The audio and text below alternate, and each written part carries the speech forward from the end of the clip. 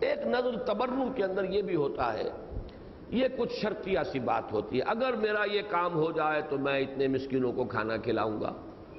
اور اگر میرا اتنا کام ہو جائے تو میں یہ کام کر دوں گا، صدقہ کروں گا، خیرات کروں گا۔ اس کا بھی پورا کرنا لازم ہے۔ اس کے ضمن میں متعدد احادیث ہیں جو مولانا مودودی نے کوٹ کی ہیں، میں نے نوٹ نہیں کی ہیں یہاں پر، آپ حضرات رجوع کر لیجئے گا، اور اس میں وہ بالکل میرے ذہن کے مطابق بات ہے کہ حضور نے فرمایا ہے کہ وہ تو جو کچھ اللہ تعالیٰ کی تقدیر ہے وہ تو پوری ہو کر رہتی ہے، البتہ ایسی نظروں کے ذریعے سے اللہ تعالیٰ کسی بخیل کے مال میں سے غریبوں کے لیے کچھ نکلوا لیتا ہے۔ یہ چیز در حقیقت بہت ہی یوں سمجھیے کہ مہاجنی قسم کی ذہنیت ہے، اللہ یہ کام کر دے تو میں یہ کروں گا، میری فلاں ضرورت پوری ہو جائے تو میں مسکینوں کو کھانا کھلاؤں گا۔ یہ کوئی اچھی ذہنیت نہیں ہے، گھٹیا ذہنیت ہے۔ اللہ کے ساتھ یہ کیا معاملہ کرتے ہو؟ اللہ کے ساتھ تو اگر کوئی خیر کا کام کرنا ہے تو اپنے طور پر کرو، بھلا کام کرو، اور ویسے مانگو اس سے۔ اس نے کب کہا ہے کہ میں مجھ سے مانگنا جو ہے یہ کوئی برا کام ہے یا کوئی میرا دروازہ بند ہے، بلکہ وہاں تو یہ ہے کہ اللہ سے نہ مانگا جائے تو وہ ناراض ہوتا ہے، اور انسانوں سے مانگا جائے تو ان کے اوپر ان کی طبیعت پر گرانی محسوس ہوتی، کیوں مجھ سے مانگا۔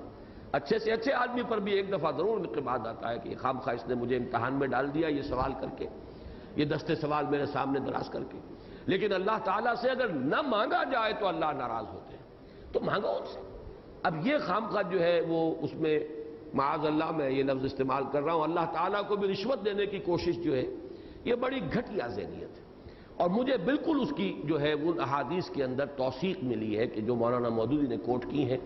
کہ یہ بھی صرف اللہ تعالیٰ در حقیقت اس ذریعے سے بخیل کے مال میں سے کچھ غریبوں کے لیے نکلوا لیتا ہے۔ اچھا، اس میں کچھ اور بھی آگے لوگ ہیں، وہ نظر بھی مانیں گے تو نفلوں کی مانیں گے، وہ غریب کا کام پھر بھی نہیں ہوگا، وہ اتنی نفلیں پڑھ لوں گا اور اتنے روزے رکھ دوں گا، اس میں جو ہے اور یہ کہ کسی بھلائی کے کام کا نہیں۔ یہ چیزیں در حقیقت کسی دور میں جبکہ پوری شریعت نہیں آئی تھی، حقوق العباد معین نہیں تھے، سارا ہمارے سامنے نظام نہیں تھا، تو دینی جو مزاج ہے اس کے اندر نظر کی بڑی اہمیت تھی۔ ہمارے دین میں اب نظر کی وہ اہمیت رہی نہیں ہے، تاہم جو بھی نظر انسان مان لے، چاہے وہ مشروط ہے،